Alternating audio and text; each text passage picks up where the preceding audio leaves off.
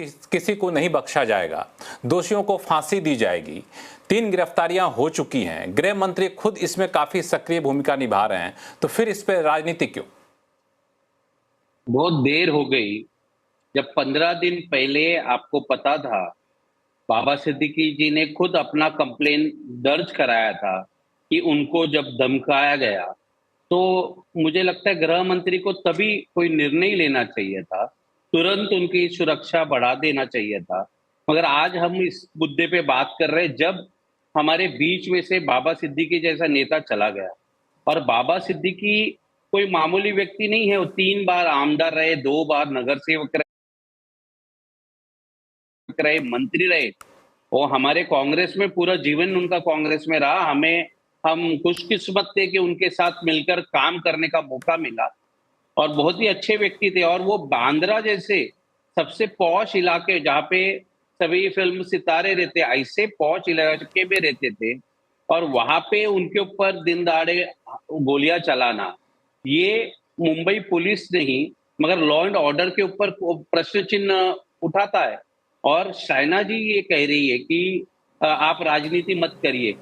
किसान आत्महत्या करता है, आप कहते हैं राजनीति मत करिए। आप इतना बड़ा नेता हमारे बीच में से चला जाता है, आप कहते हैं राजनीति ना करें। फिर किस बात की राजनीति करें हम? किस बात हम सवाल भी नहीं पूछ सकते? हम आज अपोजिशन में हैं।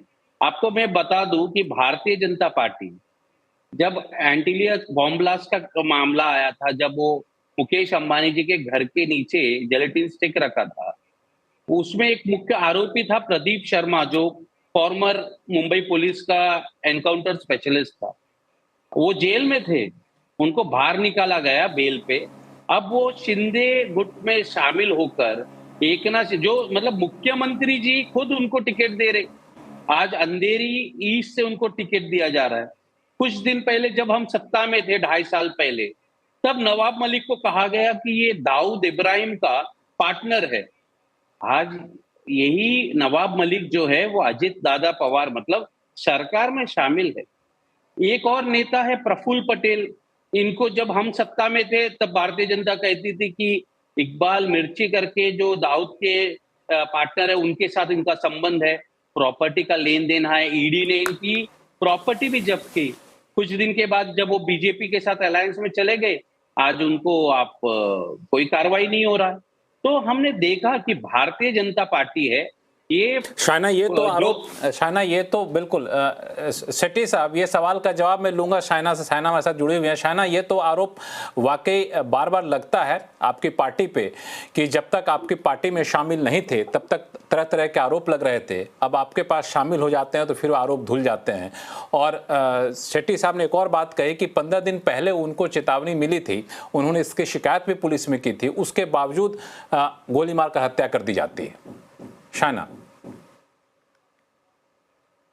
मैं 2-3 चीज कहना चाहती हूँ। पहले, ये महाविनाश अघाड़ी जो बड़ी बड़ी बातें करती है, एक व्हाइट पेपर की बात करते हैं जो बिल्कुल एक ब्लैक पेपर है। आपको पता है कि सबसे ज्यादा भ्रष्टाचार हुआ तो किसके शासनकाल में? कोविड के बाद क्या मिसमैनेजमेंट हुआ? जनहित और जनता ने क्यों उनको स्वीकार नहीं किया?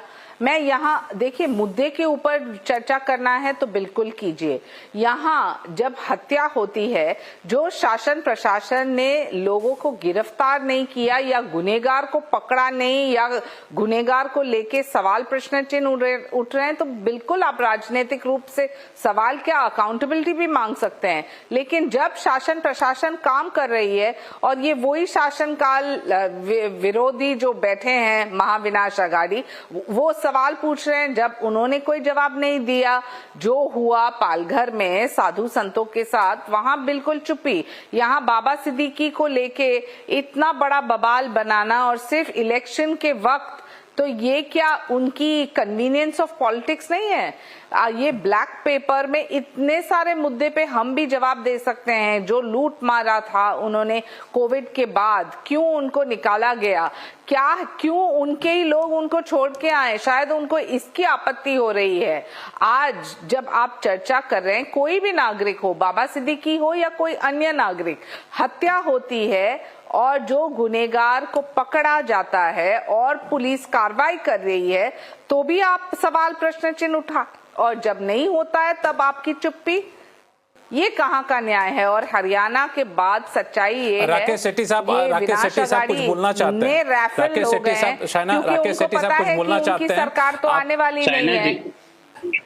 देखिए शाइना जी ने, राकेश शेट्टी साहब आप 30 सेकंड में अपनी बात कंप्लीट करिए। आनंद दुबे साहब हमारे साथ, उनसे भी आप रिएक्शन लूंगा मैं। हाँ। जब मैंने नवाब मलिक, प्रफुल्ल पटेल जी की बात की, शाइना जी साधुओं के पास लेके गई। ये साधु, जो 2 साधुओं की हत्या हुई थी, वो जाना कोशिश कर रहे थे गुजरात की पुलिस ने उनको रोका तो वसई विरार में चले गए। वहां पे 105 लोगों के खिलाफ एफआईआर दर्ज किया गया और 24 घंटे के अंदर 105 लोगों को अरेस्ट किया गया। वो 105 लोग सभी के सभी, मैं शाइना जी को बता दूं, सभी हिंदू थे, ना कोई और जात और प्रांत के नहीं थे, सब हिंदू थे। 105 को अरेस्ट किया गया, उसमें से 4 बच्चे नाबालिग भी थे और पुलिस के सामने हुआ गया, इसलिए 4 पुलिस को तत्काल सस्पेंड किया गया।